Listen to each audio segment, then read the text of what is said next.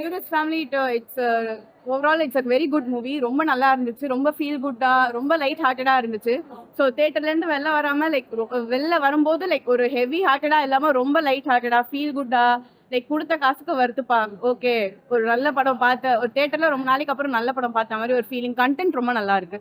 So like content ரொம்ப நல்லா இருக்கு. டேரக்டரோட டெபியூ மாதிரி தெரியல. It was very good. ஆமா, அந்த சின்ன பையன் அண்ட் யோகி பாபு சார் இவங்க ரெண்டு பேர் வர சீன்ஸா இருக்கட்டும், இல்ல தனித்தனியா வர சீன்ஸா இருக்கட்டும், இவங்க ரெண்டு பேர் தான் மெயின் கான்டெக்ஸ்டே வந்து ஹியூமருக்கான மெயின் கண்டென்ட்டே இவங்க ரெண்டு பேர் தான். அது சின்ன பையன் நான் சொல்லி ஆகணும். இட் வாஸ் வெரி அவன் வந்து ரொம்ப எல்லா இடத்துலயுமே ஹியூமர் கொடுத்து ரொம்ப ஸ்கோர் பண்ணான். It was very good. ரொம்ப ஒரு மாதிரி லைட் ஹார்ட்டடா இருந்துச்சு.